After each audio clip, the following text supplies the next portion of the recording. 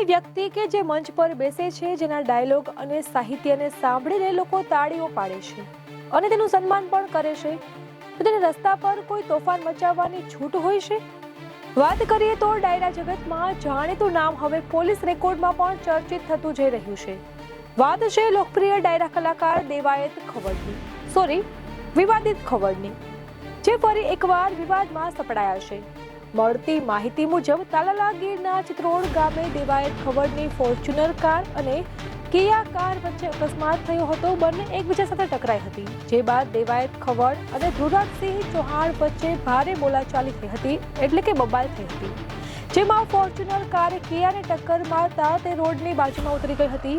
ત્યારબાદ દેવાયત ખવડના માણસોએ ધ્રુવરાજસિંહ ચૌહાણને માર માર્યો હોવાના પણ સમાચાર છે, જેમાં ધ્રુવરાજસિંહના પગમાં ઈજા થતા તેને સારવાર માટે હોસ્પિટલમાં રિફર કરવામાં આવ્યા હતા. જોકે પોલીસ સૂત્રોના જણાવ્યા મુજબ ધ્રુવરાજસિંહ ચૌહાણ અને તેમના મિત્રો ગતકાલે ચિત્રોડમાં કૃષ્ણા નામની હોટલ આવેલી છે અને તેમાં રોકાયા હતા. તો ધ્રુવરાજસિંહે પોતાના લોકેશન સાથે ગીરમાં હોવાનું સ્ટેટસ પણ મૂક્યું હતું. તો તેવું અનુમાન છે કે આજે સ્ટેટસના આધારે દેવાયત ખવડ અને તેમના સાથીઓએ રેકી કરીને તેમને ટાર્ગેટ કર્યા હશે. ત્યારે હવે અહીંયા પ્રશ્ન એ છે કે શું આ એક ઐતિહાસિક કલાકારનું પતન છે કે પછી ખોટા અહંકારનું પરિણામ? સંસ્કૃતિના મંચ પર નાટ્ય ભાવો હોવા જોઈએ, ના કે આવા તોફાન. આ દેશમાં લોકપ્રિય હોય એટલે કાયદો ગુનાખોરી કરવાની કોઈ છૂટ નથી આપતો.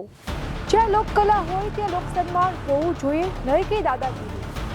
અમારી તમામ માહિતીથી અપડેટેડ રહેવા માટે જોડાયેલા રહો ત્રિશુલ ન્યૂઝ સાથે.